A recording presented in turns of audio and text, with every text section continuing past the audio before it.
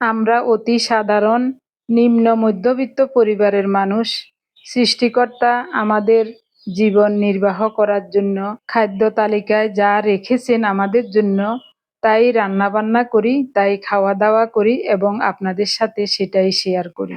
আপনাদেরকে দেখানোর মতো বা রান্না শেখানোর মতো সেই সাহস আমার নাই। এই যে দেখুন, মাছগুলো 20-25 দিন আগের আনা। মাছও শেষ হয়ে গেছে, আবার বাজার করতে হবে। প্রতিদিন বা 2-1 দিন পর পর বাজারে যাওয়া সম্ভব হয় না, তাই একদিন বেশি করে মাছ কিনে নিয়ে আসেন যেন কয়েকদিন যায়। আজ রান্না করব আম দিয়ে তপসে মাছের টক। নমস্কার, আমি স্বপ্না। দেশ এবং দেশের বাইরে যে যেখান থেকে ভিডিওটি দেখছেন, আপনাদের সবাইকে অনেক অনেক শুভেচ্ছা। স্বপ্নাস ব্লগে সবার আমন্ত্রণ। প্রতিদিনের মতো নতুন একটি পর্ব সাজানোর প্রয়াস করছি। আমাদের ঘরোয়া কাজকর্ম, রান্নাবান্না, খাওয়া দাওয়া, এইসব বাস্তব চিত্রগুলি নিয়ে আশা করছি আপনাদের সবার ভালো লাগবে। তাই অনুরোধ রইল, পর্বটি প্রথম থেকে শেষ পর্যন্ত দেখুন। আপনি যদি এই প্রথম আমাদের ভিডিওটি দেখে থাকেন, সম্পূর্ণ পর্বটি দেখার পর যদি একটু ভালো লাগে, আমার অনুরোধ রইল চ্যানেলটি সাবস্ক্রাইব করে আপনার মূল্যবান মন্তব্যটি লিখে জানাবেন। ফেসবুক থেকে ভিডিওটি দেখে থাকলে পেজটি ফলো, লাইক, শেয়ার করে আপনার মূল্যবান মন্তব্যটি লিখে জানাবেন। যে কোনো গঠনমূলক মন্তব্য করতে পারেন, কোনো সমস্যা নাই। আমি আপনাদের সকল মন্তব্যের উত্তর দেব।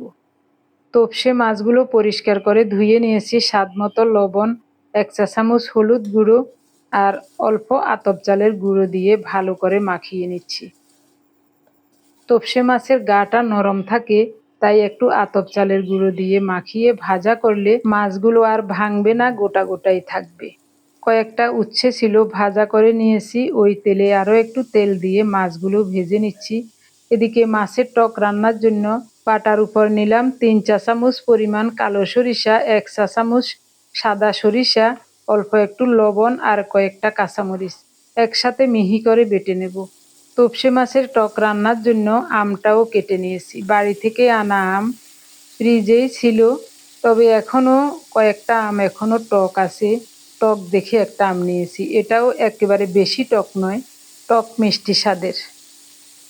সরিষা কাঁচামরিচ বাটতে বাটতে মাঝে মাঝে মাছগুলো নেড়ে চেড়ে দিচ্ছি। এদিকে আমার সরিষাও বাটা হয়ে গেছে, আরেক বাটা দিলেই হয়ে যাবে। পাটা এখানে রাখাতে বাটতেও সুবিধা হচ্ছে, দাঁড়িয়ে দাঁড়িয়ে বাটা যাচ্ছে।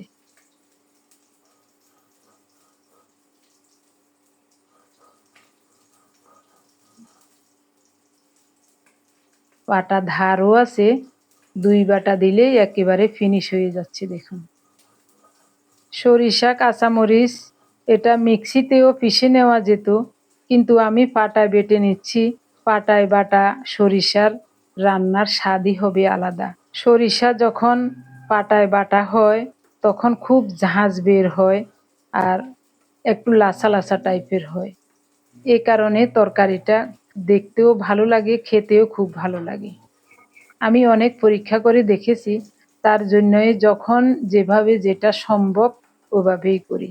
যখন একেবারে হাতে সময় থাকে না, বাটতে ইচ্ছা করে না, তখন মিক্সিতে পিষে নেই। মশলা বাটা হয়ে গেছে, মাছ ভাজাও হয়ে গেছে। মাছগুলো উঠিয়ে নিলাম। আরও কয়েকটা মাছ আছে, এগুলিও উল্টে পাল্টে ভেজে নেব। খুব সুন্দর মতো ভাজা হয়ে গেছে, উঠিয়ে নিলাম। এই তেলেই ফোড়নে দিচ্ছি 2টা শুকনো মরিচ আর কালো সরিষা। সরিষাগুলো চামচ দিয়ে একটু ভেঙে দেব, না হয় ছিটকে একেবারে গায়ে গায়ে হয়ে যাবে।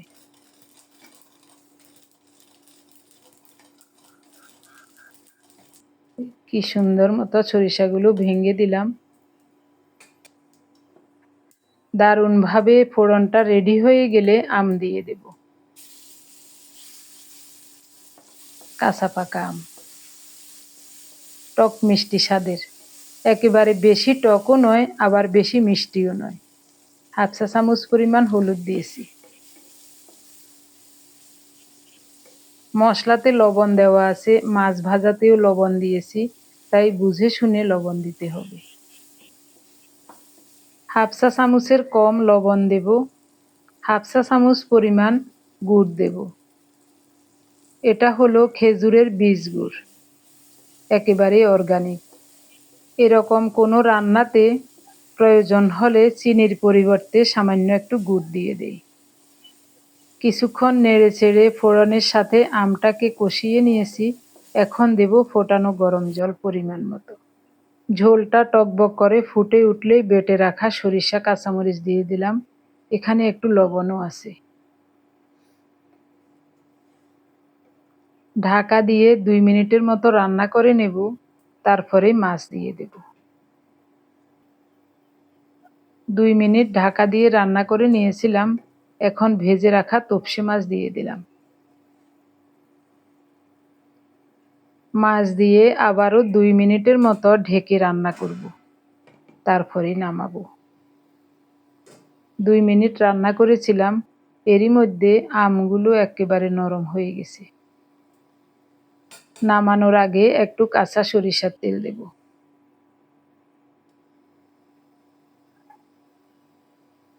ঘানিতে ভাঙানো সরিষার তেল, একেবারে মিল থেকে আনা, দারুণ তেল এটা। চুলাটা অফ করে দিলাম।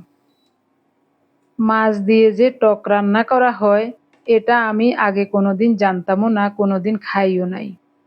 আমাদের ওদিকে এখনো টক রান্না করা হয়, যেমন আমের টক, চালতার টক, জলপাইয়ের টক, তেঁতুলের টক, এসব রান্না করা হয় ভিন্নভাবে।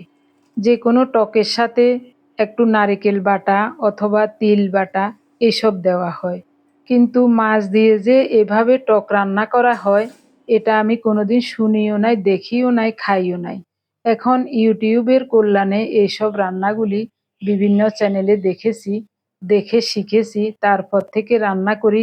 আমাদের কাছে যে কি ভালো লাগে এই রান্নাটা। সামান্য একটু ঝোল, এক টুকরো আম, 1-2টা মাছ নিলেই ভাত খাওয়া হয়ে যায়। এত চমৎকার লাগে খেতে। রান্নাটাও একেবারে সহজ। রান্না শেষ হয়ে গেলে এখন হলুদ বেটে নিচ্ছি। আমাদের 3 জনের জন্য 3 ইঞ্চি পরিমাণ কাঁচা হলুদ, 1 চা চামচ পরিমাণ গোলমরিচ, 3 চিমটি পরিমাণ হিমালয়া পিঙ্ক সল্ট একসাথে পাটায় মিহি করে বেটে নিচ্ছি। ছোট একটা পাটা আছে, ওই পাটায় আমি সব সময় হলুদ বাটি। আগে বোকামি করে বড় পাটায় হলুদ বাটতাম। কয়েকদিন এভাবে কাঁচা হলুদ বাটার পর পাটার ধার একেবারেই চলে গেছে। অল্প একটু জিরা বাটতেও আমার অনেক সমস্যা হতো, অনেক কষ্ট হতো, সহজেই পিষা যেত না। তখন মশলা বাটা নিয়ে আমি খুব চিন্তিত হলাম।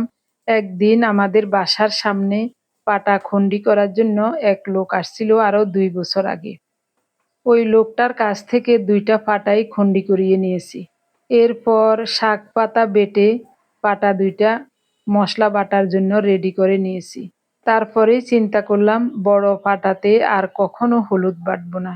কাঁচা হলুদের যে একটা আঠালো ভাব আছে হলুদ বাটার সময়, ওই আঠালো ভাবটা পাটায় কঠিনভাবে লেগে থাকে, এটা কোনোভাবেই উঠাতে পারি না, এবং ওই পাটায় আর কিছু বাটাও যায় না। তার জন্যই চিন্তা করলাম বড় পাটায় আর কোনোদিনও হলুদ বাটবো না।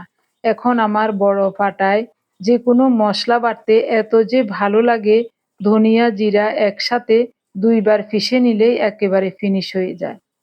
আর শুকনো মরিচও বাটতে পারি অনায়াসে। অল্প সময়ে দারুণভাবে মশলা পেষা যায়। এই হলুদ কিন্তু 2-1 বার পিষে নিলে হয় না, এটা কম করে হলেও 6-7 বার ঘুরিয়ে ঘুরিয়ে পিষে নিতে হয়, তারপরে মিহি করে বাটা হয়। যে পরিমাণ হিমালয়া পিঙ্ক সল্ট দিয়ে হলুদ চা তৈরি করব, ওই পরিমাণ পিঙ্ক সল্ট আমি হলুদ বাটার সময় পাটার উপর দিয়ে পিষে নিয়েছি। আগে এভাবে পিষতাম না, কিছুদিন যাবৎ লবণটাও পিষে নিচ্ছি। তার কারণ হলো হলুদের সাথে লবণটা যদি পিষে নেই, তাহলে পাটায় যে একটা আঠালো ভাব লেগে থাকে, ওটা একটু কম লাগে, এবং কয়েকবার পিষে নিতে নিতে আঠালো ভাবটা হলুদের সাথে চলে আসে। পরের বার হলুদ বাটতে তেমন বেশি সমস্যা হয় না। 3 ভাগের 1 ভাগ হলুদ বাটা, 1 টেবিল চামচ পরিমাণ cold press coconut oil, normal জল, এরপরে ফোটানো জল দিয়েছি। পানীয়টা হবে কুসুম গরম। এটা পার্থর জন্য বানালাম, ওকে দিয়ে আসি। আমরা সবাই না জেনে না বুঝে বিভিন্ন ধরনের কেমিক্যাল যুক্ত খাবার খেয়ে খেয়ে আমাদের অন্ত্রটাকে একেবারে ধ্বংস করে দিয়েছি। এই জন্যই এখন এমন কোনো লোক খুঁজে পাওয়া যাবে না যে তার অ্যালার্জি নাই। আমাদের সবার প্রিয় ডক্টর জাহাঙ্গীর কবির স্যার বলেন, অ্যালার্জি কোনো রোগ নয়, অ্যালার্জি হলো অন্ত্রের প্রদাহ। বিভিন্ন ধরনের কেমিক্যালযুক্ত খাবার খেয়ে খেয়ে আমাদের অন্ত্র অসংখ্য ছিদ্রযুক্ত হয়ে গেছে। তাই এখন কিছু কিছু খাবার আছে, ওইসব খাবারগুলি খেলে সাথে সাথে অন্ত্রের ওই অসংখ্য ছিদ্রগুলি দিয়ে খাবারের কিছু অংশ বের হয়ে সাথে সাথে রক্তে মিশে যায়। তখনই আমাদের অ্যালার্জি দেখা যায়। যেমন কারো চোখ চুলকায়, কারো নাক চুলকায়, কারো শরীরের বিভিন্ন জায়গায় ফুলে যায়, কারো বা শ্বাসকষ্ট দেখা দেয়। বিভিন্ন ধরনের অ্যালার্জি আছে, যার যেরকম উপসর্গ দেখা যায় সেই উপসর্গটাই ফিরে আসে। এই জন্যই কিছু কিছু লোভনীয় খাবার আমরা খেতে পারি না। মাছের মধ্যে যেমন চিংড়ি মাছ, ইলিশ মাছ, পুঁটি মাছ। এখন আবার বুঝতে পারছি সাগরের কিছু কিছু মাছ খেলেও অ্যালার্জির সমস্যা হয়। লোভনীয় সবজিগুলিও আমরা খেতে পারি না, যেমন পুঁই শাক, বিভিন্ন ধরনের কচু, ছড়া। আবার কোনো কোনো সময় দেখা যায় টমেটো খেলেও অ্যালার্জির সমস্যা হয়। ডালের মধ্যেও মসুরের ডাল, মুগ ডাল এইসব খেলেও একটু সমস্যা হয়।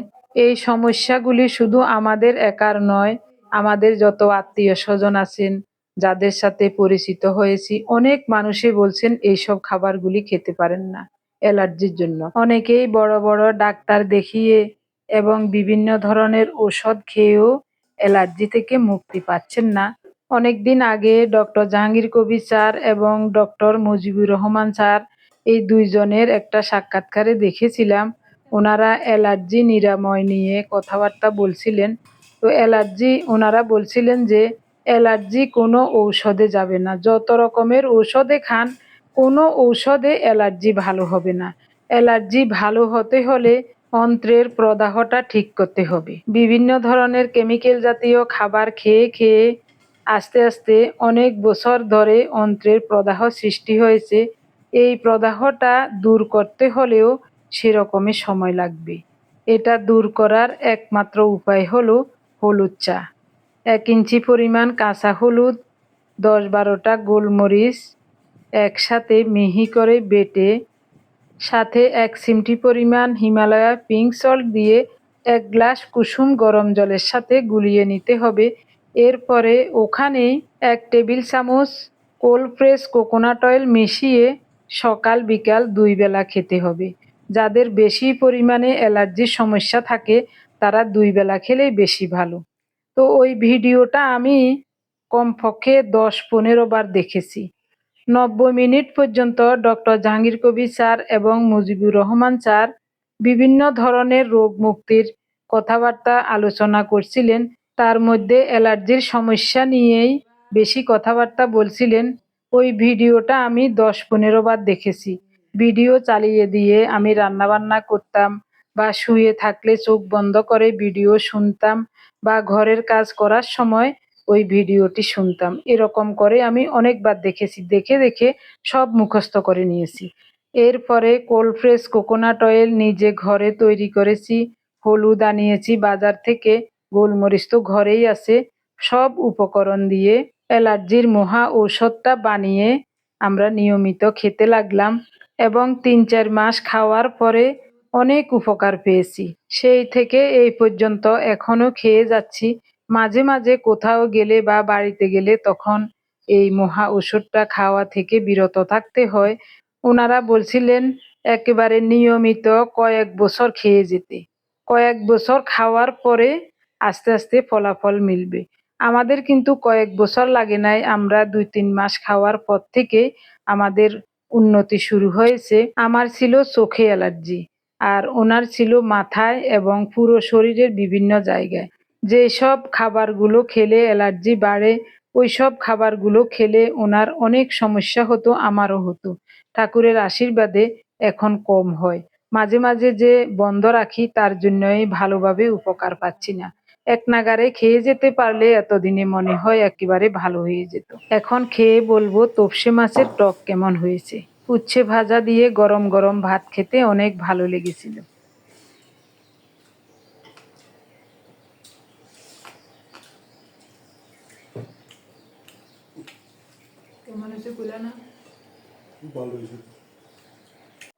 এখানে আরেকটু কথা আছে, পুরোটা না বললে আপনারা অনেকেই বুঝতে পারবেন না। ডক্টর জাহাঙ্গীর কবির স্যার এবং মুজিবুর রহমান স্যার বলেছেন, দীর্ঘদিন হলুদ চা খেতে পারলে নারিকেলের তেল এবং হলুদের যে একটা আঠালো ভাব আছে, ওই দুইটা মিলে অন্ত্রের ভিতরে একটা প্রলেপ পড়ে যাবে। প্রলেপ পড়ে আস্তে আস্তে অসংখ্য যে ছিদ্রগুলি হয়েছিল অন্ত্রে, ওই ছিদ্রগুলি বন্ধ হয়ে যাবে। ওনারা বলছিলেন আমাদের অন্ত্রটাও কিন্তু ফ্যাটের তৈরি। তাহলে আমরা যদি বাইরে থেকে গুড ফ্যাট খেতে পারি, যেমন কোল্ড প্রেস কোকোনাট অয়েল, এটা হলো একেবারেই ঔষধি গুণসম্পন্ন একটা তেল। কাঁচা হলুদের সাথে এই গুড ফ্যাটটা যদি আমরা দীর্ঘদিন খেতে পারি, তাহলে আস্তে আস্তে অন্ত্রের অসংখ্য ছিদ্রগুলি বন্ধ হয়ে যাবে। এভাবেই আমরা অ্যালার্জি থেকে চিরতরে মুক্ত হতে পারবো। ডক্টর জাহাঙ্গীর কবির স্যার এবং মুজিবুর রহমান স্যারের ভিডিওগুলি আমি মনে করি আমার বেঁচে থাকার একটা অবলম্বন, ওষুধ ছাড়া সুস্থভাবে বেঁচে থাকার অবলম্বন। তাই আমি যখনই সুযোগ পাই ওনাদের ভিডিওগুলি দেখি। নিজের গাছের আম, কত অর্গানিক জিনিস।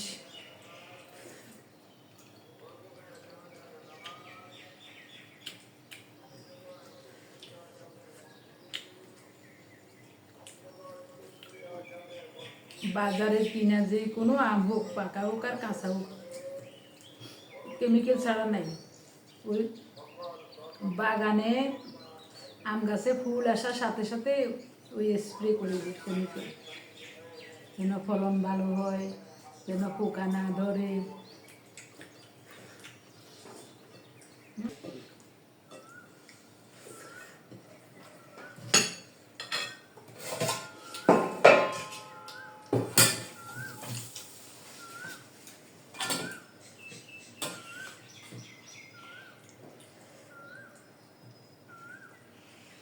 একটু একটু টক লাগে, দারুণ লাগে খেতে।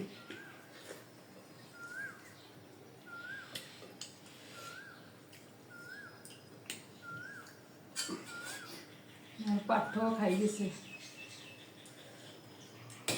বলছে খুব ভালো লাগে খেতে।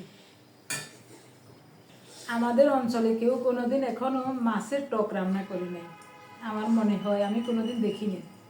এখন ইউটিউবের কল্যাণে বিভিন্ন মানুষের রান্না দেখি, হয়তো বা করতে পারে, যেমন আমি করি।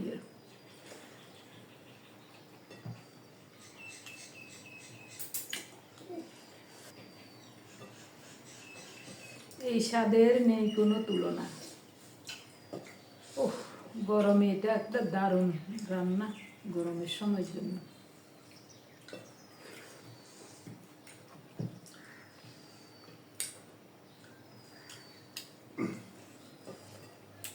আরও একটু ভাত নেব।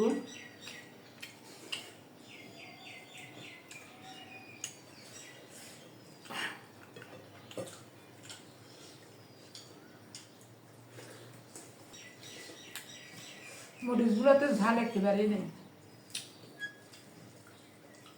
অনেকদিন আগে কিনছিলাম, ওই বাসায় থাকতে রান্নাঘরে তাকের উপর যেমনি রাখছি ওভাবে পড়ে রয়েছি।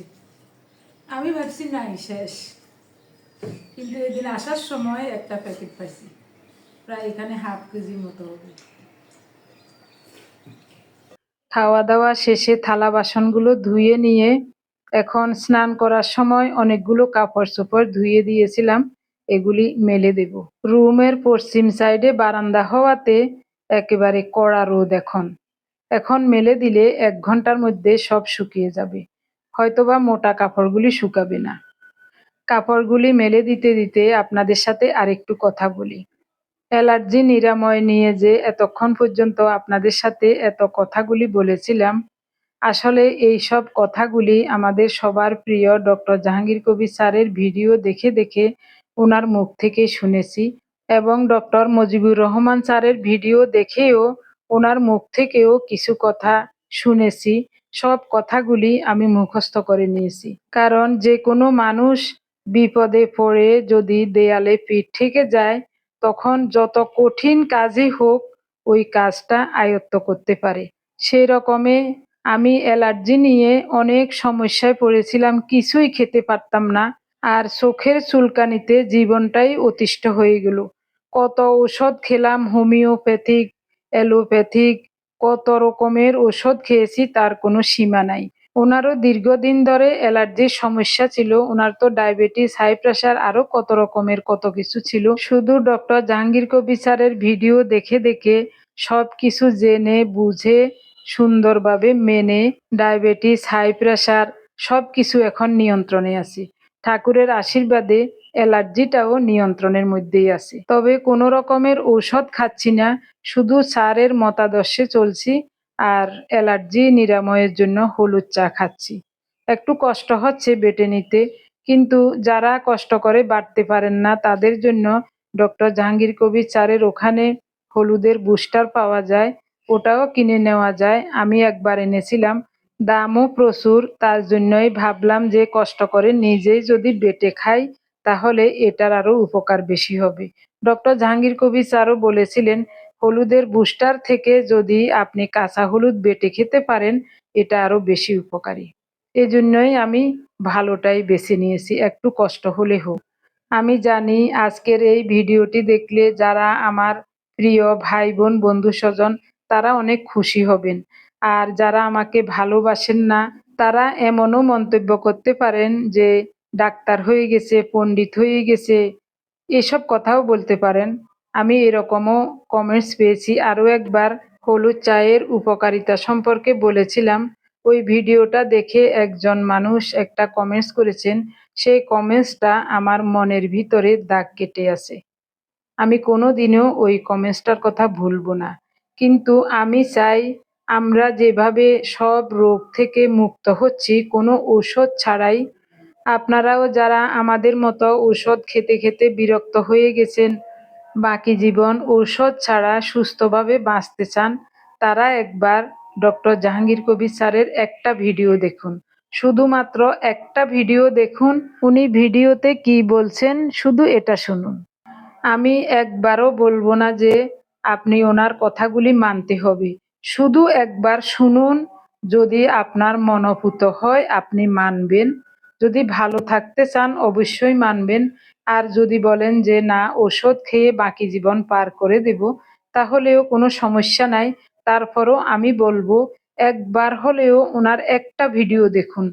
ইউটিউবে এবং ফেসবুকে ওনার কয়েক হাজার ভিডিও আছে, যে কোনো একটা ভিডিও দেখুন। একটা ভিডিও দেখলেই আপনি বুঝতে পারবেন উনি কি বলতে চাইছেন।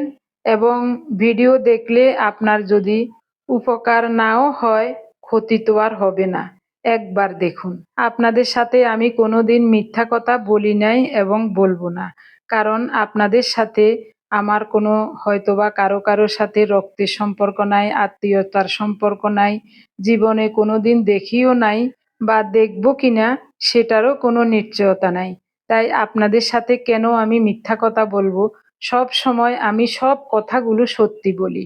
আপনারা যারা প্রতিনিয়ত আমাদের ভিডিওগুলি দেখেন আপনারা তো অবশ্যই জানেন আমার হাজব্যান্ডের 20 বছরের ডায়াবেটিস, শেষের দিকে 5 বছর 2 বেলা ইনসুলিন, অনেকগুলো ঔষধ, প্রেসারের ঔষধ এইসব খেতে হতো। তার উপর আবার ব্যথা বেদনা এটা সেটা তো আছেই। এইসব ছিল, অবস্থা ওনার একেবারেই খারাপ ছিল। প্রতি মাসে শুধু ওনার ঔষধ ইনসুলিন কিনতেই 5-6 হাজার টাকা লেগে যেত।